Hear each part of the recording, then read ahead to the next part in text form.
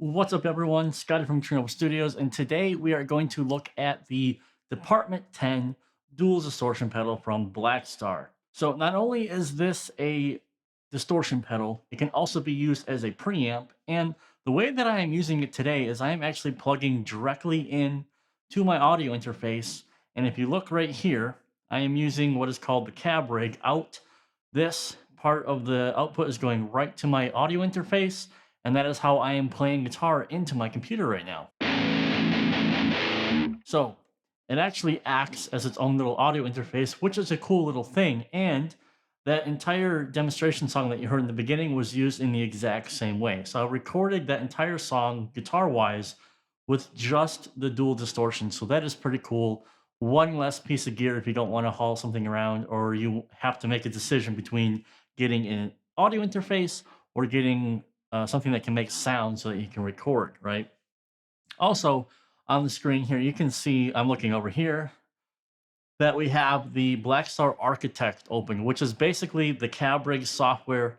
And then we see what is happening on the screen. We're manipulating the guitar tone with the built-in cab rig software. Just kind of envision this like it's its own version of what Neural DSP might do, with having its own speaker cabinet system and microphone selection and inbuilt cabinet IRs.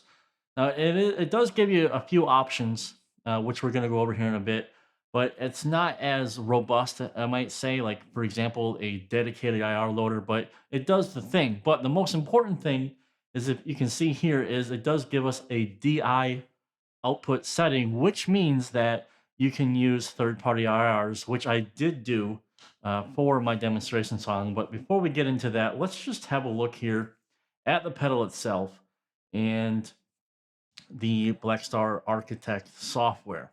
So you can see the pedal. I mean, it's pretty basic. If you just kind of look right here on the left side and the right side are two different channels. Channel one, channel two. We have the more, I would call this a more, I'm going to use the word overdrive. And then you have different settings here for how much you want to push this particular channel.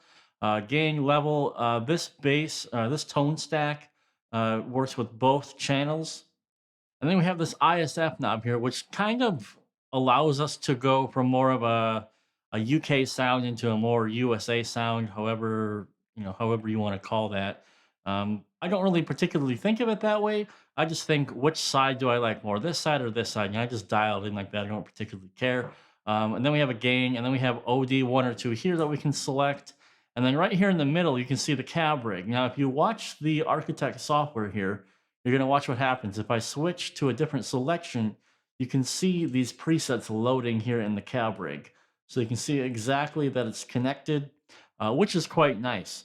We can load different presets from the Architect into the cab rig at different positions. So that's pretty cool. You can just kind of load and go.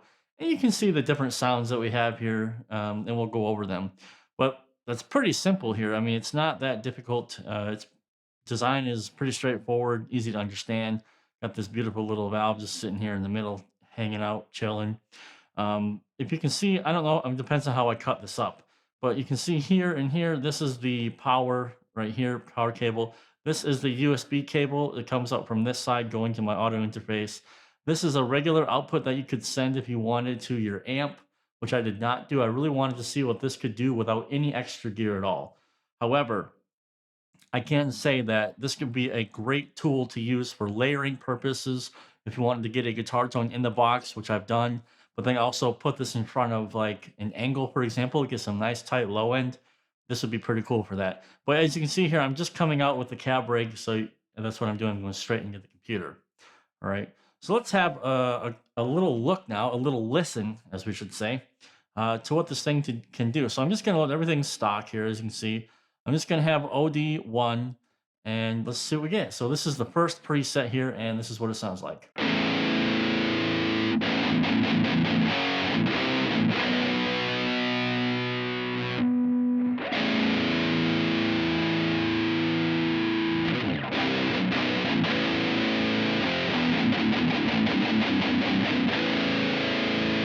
So this one's quite full-bodied, pretty thick sounding. Let's see what the second one sounds like.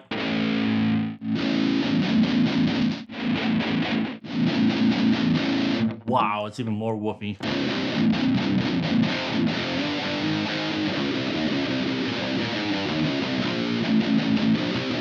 So we can see here in the software that we're getting this whoopiness from the room. We have the room in here. It does make sense sometimes to put a little bit of room atmosphere into your guitar tones. I know metal guys are like, no, you never do this. Guys, I do it in almost all the mixes. You heard it on this mix that you heard for the demonstration track for this. It sometimes is nice to put a little bit of atmosphere, reverb in your guitar tone just to add space to make it sound like it's in a room somewhere. I do that all the time. See what the third one sounds like?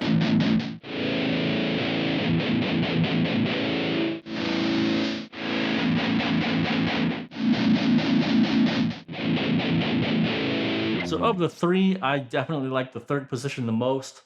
The EL84s, I mean, whatever that means. But the Resonance, the Presence, and we have the 412 Vintage UK in here with a ribbon microphone, which I find quite fascinating. Now, there's another aspect of this plugin. Let me open it. If you click the Master button here, it'll show and hide the EQ panel. This one, you need to be a bit careful with this one off the bat. This high cut, as far as I can tell when I was mixing this, it's not like a high cut like in Fat Filter, you know, it just kind of comes off at like 12 dB per octave. This thing is almost like a brick wall. There was no information above, I don't remember what I set this to, I think it was 12K, but above 12K, it was just like gone, completely gone. So I don't know if that was intended. I really don't know how that works, but this high cut is very strong.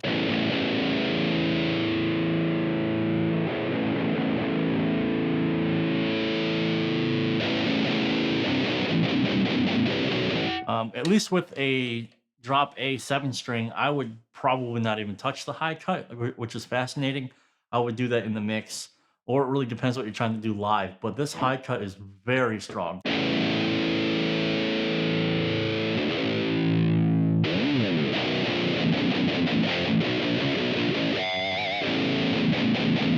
All right, a low cut.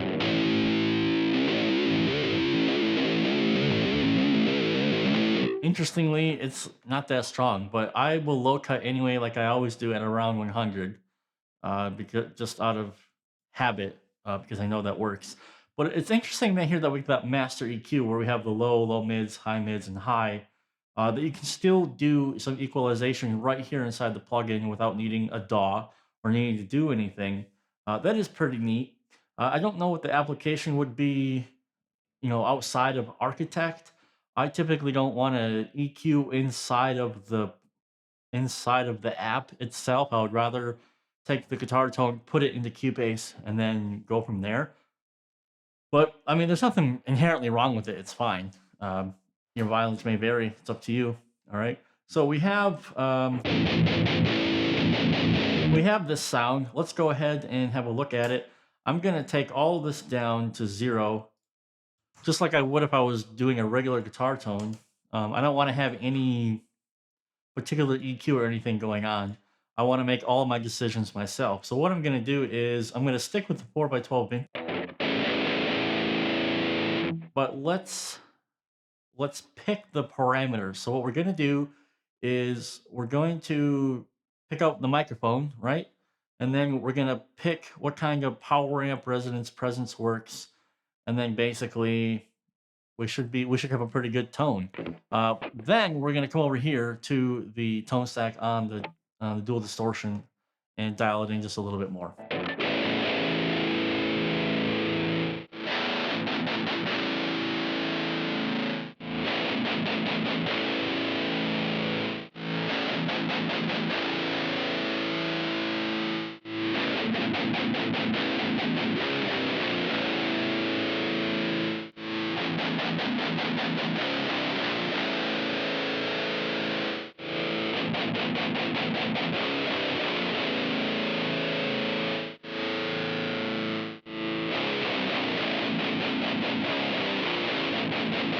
So I'm feeling the 421 for some reason right now. Not really gonna question it. Let's move on to the power amp.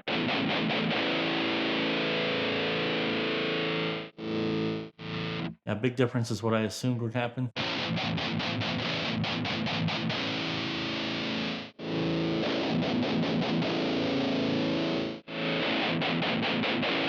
So it kind of sounds like a difference in mids. This one's more scooped.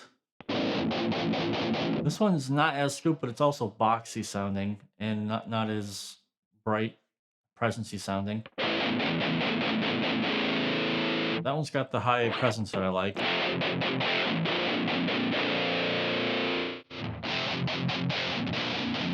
don't know, it was too loose in the low end for me.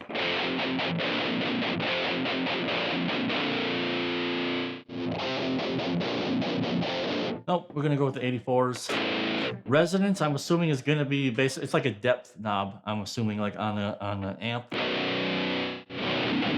yeah.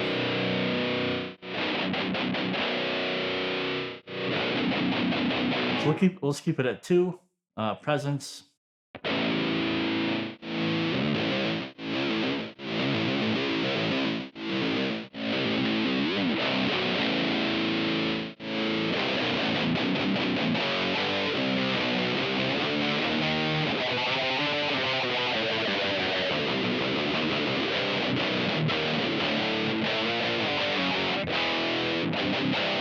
Yeah, let's go with that one right there.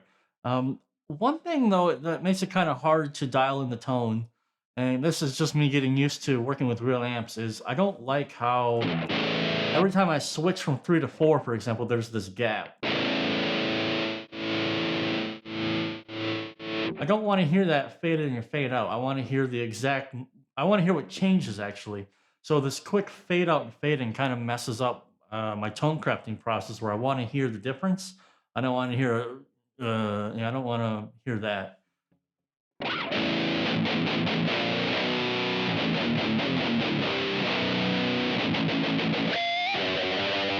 So pretty good starting tone. Let's come over here to the Dual Distortion, start messing with stuff.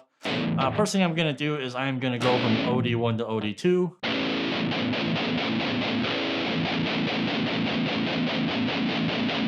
Just that slight little push. Now I will say that for being like acting like a preamp or a distortion pedal, the preamp will accept overdrive pedals, which is what I did with the song that you heard for the demonstration. I put my max on OD808 in front of this, just for a tiny little boost, kind of like the same way I would do with the Marshall valve state. Just just there to turn it on, not really doing anything, just for a little extra boost. But also to clean up the drop A here. This is really flubby, and there's no real way to clean this out. There's just a little bit of extra flub-a-dub here that I'm not a big fan of, but the tone is sounding pretty good so far. Now, if you can hear, there's already quite a bit of gain now with OD2. Not really much going on. Bam, you hear that, okay? So we definitely have plenty of gain. I'm not going to touch the level. Let's do, so we have the presence there in the Architect. Let's do the ISF first, see what kind of tonality we can get out of this.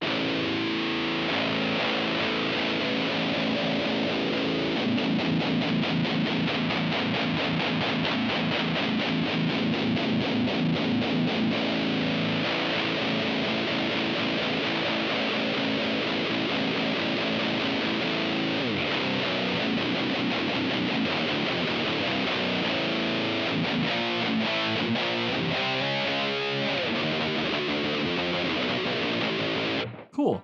A little bit of extra tonality difference. Not, I always recommend to, when you're doing stuff like this, kind of leave the tone stack like right here, almost to try to be like the last thing. Because at this point, we've gone through the microphone, we picked the cab, we've done what we could in the software with all these different sound options. Because the tone stack is just going to be like the last little tiny bit that we want to change. So we just have treble, middle, and bass left. Let's have a listen.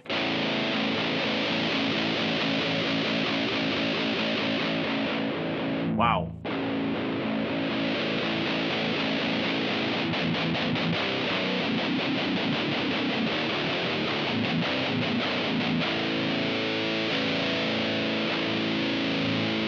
It's interesting. It's not as strong adding treble as it is from taking it out. This literally sounds like I just put my head underwater.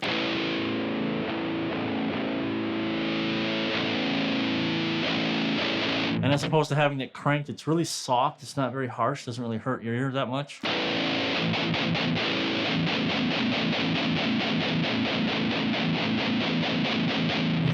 In fact, I almost like this thing cranked.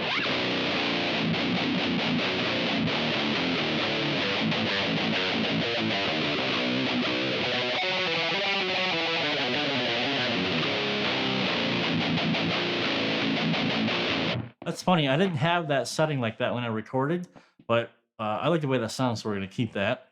Let's move on to the mid to see what this does.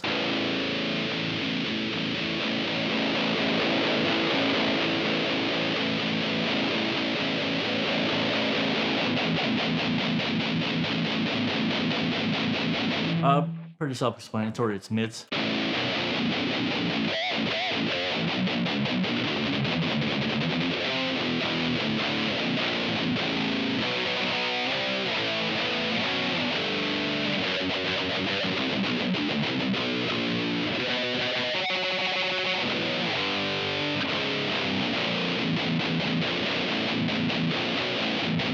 That's pretty crushing. I like that. Nice. So with the bass here, what I'm going to try and do is try and take some of the flub away.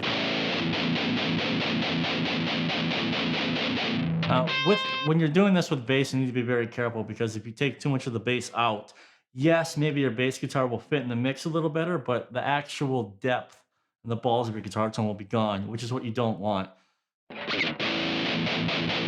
that sounds a bit thin. And I moved it like a quarter, and it's tubby.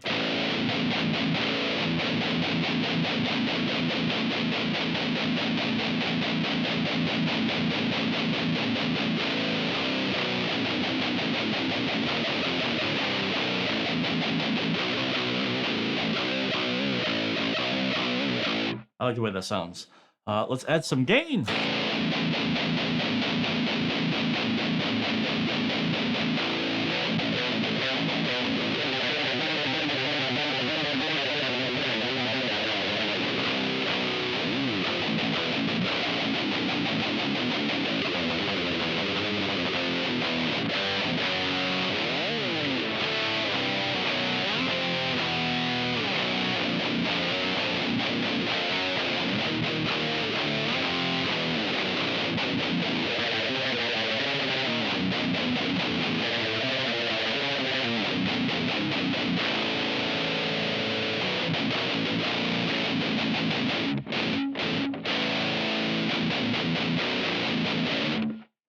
So that is basically building a tone with the Blackstar Architect, using the Dual Distortion as basically an audio interface into the input of my interface, but it's with the cab rig anyway. But you can connect this with USB to your computer, which I have done.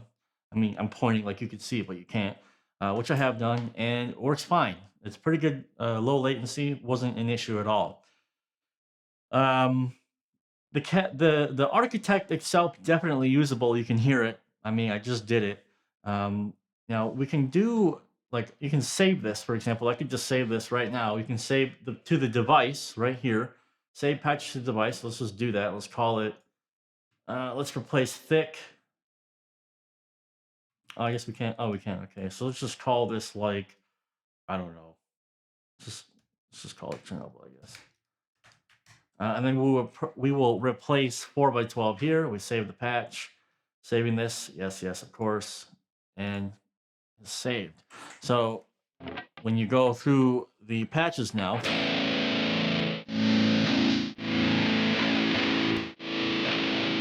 there we go. So very quick and easy, quite nice. Also, you can save locally. Local patch means to your computer, and then you can load that, and then you can load that later. The only downside, if there were to be one, if I needed to say one, where you just have the selection that you see here, you really can't, you know, do a whole lot. However, they circumvent that by having the DI option here, which is, oh, we can't see it because of this. It's a sleeping cat, which is really nice. Good touch. Nice work, Blackstar. Which means that you could use this as a DI into your computer, So you could load a third-party IR and record that way, which I've also done. So why don't we jump away from this? Let's jump into the mix for the demonstration song that I did, and let's show you what I did behind the scenes there, so you can get a look at how I used uh, third-party IRs with the dual distortion to create some tones.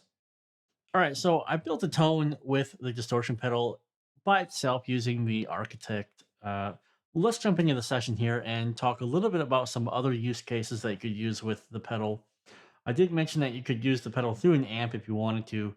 I did not do that. I just wanted to see what you could actually do with the pedal itself. So here we are in the session. I did quad track because what I wanted to do is I wanted to record with different IRs. So what I've actually done is you can see I have two buses here. And if we load each bus, we can see that the IRs are different. And what I tried to do was take a really high type of bee's nest tone. This is a pretty black metal guitar tone that I created here. But also, so I have like the greenback, which is just super classic for a very high range, super bitey type of a guitar tone with a lot of high end presence. And then I paired that with actually one of Cola's chainsaws, a dark ribbon doom. Now, I specifically was looking for something dark, and the reason I was looking for something that Cola did is because I know he likes more mids in his guitars than I do personally. So if I could bring both of those together, I knew we were going to be okay with an overall guitar tone. Let's just solo the guitars here. Actually, let's solo guitar one, and I'll take all the processing off. I'll leave the limiting just so the level is loud. The other thing about creating a black metal guitar tone that'll be not troubling, but annoying is that it's not chugga chugga chugga chugga 001001 chugga jam. It's open tremoling picking. And so when you're getting into these tremoling picking of chords and pedal tones and drone notes, it's a lot harder to get a nice clear tone that can hear every single note that's being played. Plus, you're gonna just have a more bees type of tone to begin with. So here is the tone that I created. I should have taken a picture of the settings that I used with the Department 10, but I forgot. So there it is. But this is the Department 10. Like I said earlier, with the max on in front of it, going directly into Cubase.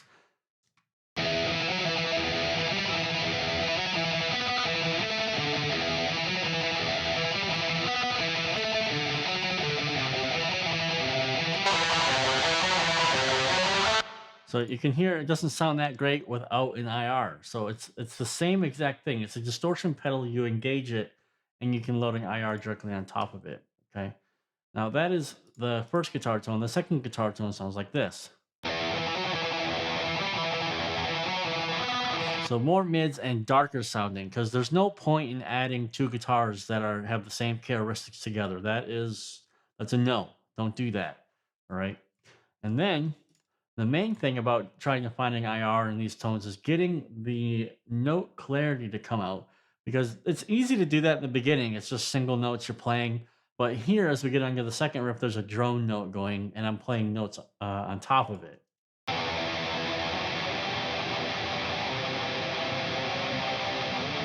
You can hear every single note, which is fantastic.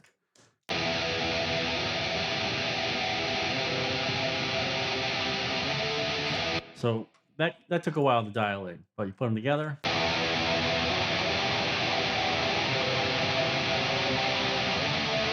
So very aggressive, very classic black metal. It has that type of sound, which I really liked.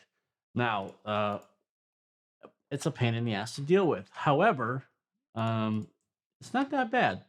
Not that bad what I had to do. So I just got EQ here. Whoops.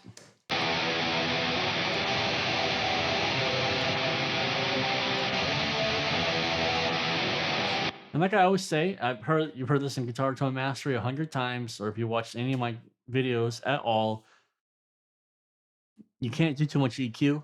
I mean, these are characteristics in the guitar tone. You can't EQ that out of the guitar tone, right? So I knew going in that I was going to have more of like a bees type of guitar, a black metal. It's a black metal guitar tone. Let's just call it what it is. It's black metal, and let's just stop apologizing. There was only really one frequency that was horrendous out of all of them.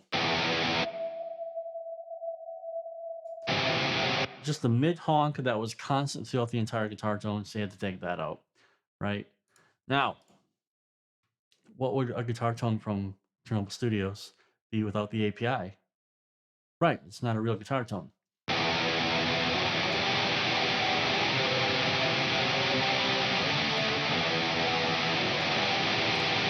So it's just that little extra layer of air to the guitar tone. Now, we can do all of this because we have this beautiful invention called Soothe.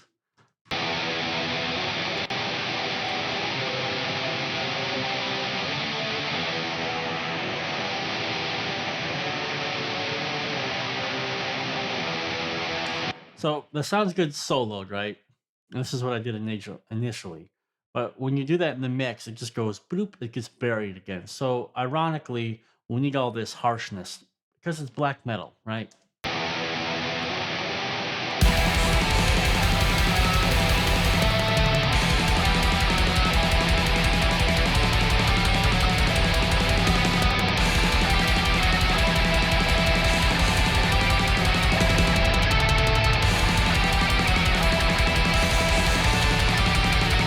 So you see how it just kind of neuters the tone and you lose it? So there's a fine line between being musically pleasing and then just like, wow, this is horrifically painful.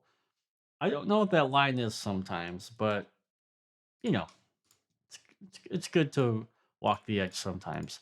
And that's all I did for rhythm guitars. That's it. Lead guitars are totally different. Just it's the same thing. I recorded them through the Department 10. I used a G12H creamback because I want to change the tonal characteristics of the guitar tone a little bit. Because if you have the greenback and then colas, which I actually don't know what cola did there with that, but we have a different impulse, which essentially means a different speaker, which will mean that you'll have a different tonal characteristic, and it'll stick out through the mix that much easier. Really basic EQ here, right? Just thinning out the mids a little bit, bringing up like the vocal mid range of your guitar, which are on the 2 to 3K range, which puts it on top of the other guitars for sure.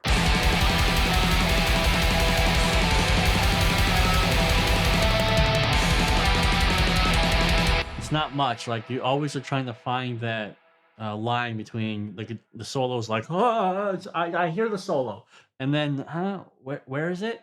So you're trying to find that line, right? EQ, Soothe, same deal, just to smooth it out. It's the exact same thing, the exact same setting. L1 because yep, and then reverb and delay. What is a black metal song without reverb? And I told you before, I told you on the Obsidian Sun mix and stuff like that. The black hole is pretty much like the reverb of choice. This thing is really hard to beat. I don't even try to use other plugins when I want to get like an atmospheric reverb. I just go right to the black hole. And I swear to you that I don't even mess with it. I just use the stock setting and I change the mix knob. It's awesome. It's perfect.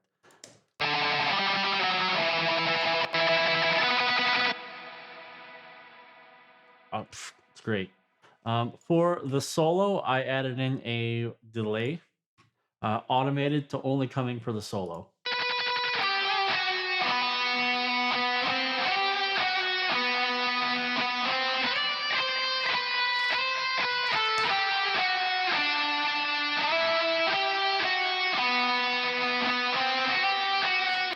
Yeah, and that's basically it for the leads. You know, as I talk about guitar tone mastering, by the way, when this video comes out, it's Black Friday time, so you better go to Spectre Academy and check out all the stuff that we have on sale there. It's like 50% off, pretty ridiculous. Guitar tone mastering included, all my stuff included actually. But simplicity is usually the key. All right, if I open up my mix console here, these are all the tracks in the session. Okay, there's almost nothing going on. Guys, I just have a couple of plugins here. That's it. Simplicity is always the key, and it always works best. Okay. Ironically, it just takes time to learn how to do things simply. You got to make all the mistakes sometimes, right? So that is literally how I created the tone for this track. I have to say something on top of this that while playing with the distortion pedal is when I got this is when this riff came to me. Just getting this particular cold black metal sound, get, all of this came from one riff. Like the first, let me backtrack. The first initial riff that you hear, I've had that riff for like a year and a half. I have no idea what to do with it. Well, I was playing that riff, and then the next part came. I was like, "Oh, this is something." Immediately into the next part, I'm like, "Oh, dude, I have to open Cubase and record this instantly." So there's something to be said about having a sound that is inspirational. Gives you ideas. So I really have to thank Blackstar for giving me and the pedal and sponsoring this video, because that particular sound at that particular time, it's snowing, it's cold, and bam, here we go. So I'm thankful for it. Okay, so my final 2 cents are this: it's a fantastic pedal. It is a distortion pedal, okay? However, it has a lot of extra features that if you want to use it with a laptop or a computer, good to go, no problem. You don't need the extra interface. You can plug in directly via USB into your computer or laptop. It works nice. It plays well with Cubase, and I'm sure it plays well with other DAWs. You can use third-party IRs with it. You can plug it into your amp if you want to do that. Like I have a G20. You can put it in the G20 if you wanted to, stuff like this. It's a really good piece of gear actually, and I'm quite impressed with it, and I really like it. So my recommendation to you would be, honestly, if you want to have a piece of hardware that you want to take around with you, or you want to just start working into the real world, as they were to say, to play with different guitar tones to get different sounds, but still use your existing library of IRs or even free IRs that you can download everywhere online. It's pretty freaking cool. I mean, it also accepts the overdrive pedals. Oh my god, it even has an effects loop in it. Like I completely forgot to mention that. So you can put it right into your pedal board too. It's got the effects loop in there built in on the back. So it's pretty damn cool. It's pretty neat. Now it's up to you to decide if you need this or what purpose you might need it for. But it has plenty of gain. It sounds great in drop A. It's actually a pretty damn good distortion pedal. I really enjoyed using it, and thank you to Blackstar for letting me check it out. So that's going to do it for this video, guys. I hope you really enjoyed it. Remember, this video comes out on the Monday, I believe, so it's Black Friday week. Check out Specker Academy. There's a sale on there's sales everywhere, right? All of my stuff's on sale. All of Heading's stuff's on sale. Everyone's stuff at Specker Digital and Specker Academy is on sale. Now is the time. I mean, we just talked about a distortion pedal here. That's pretty cool. But if you don't know what you're doing with the distortion pedal, i.e., to create the guitar tones, it's kind of like, not really that helpful toward you. But all I did was use the exact same principles that I've taught others in Guitar Tone Mastery. Thousands of people that's not a joke, thousands have taken Guitar Tone Mastery. I've gotten some great feedback. Not a single person has ever messaged me and said, "This fucking sucks. You didn't teach me anything. This is all useless." Not a single person. Everyone has gotten something out of Guitar Tone Mastery, and especially have had created much better guitar tones. Plus, you get to be in my special, private community for people who only buy my trainings. So it's just a community of people who have bought. So it's amazing community, awesome, tight knit, lots of good people. Plus, we're doing monthly mixing things now, giving stuff away. It's actually pretty cool. So yes, sorry about that. It's Black Friday week and all that good stuff. So hit the links below. Check out the distortion pedal. That's probably also on sale at Sweetwater or Thomann on Black Friday price. I have no idea. I haven't checked. I can't check in the future because it's it's the future for whatever. I can't check. So go have a look. Check the links. I'll see you guys in the next video. Have a good one.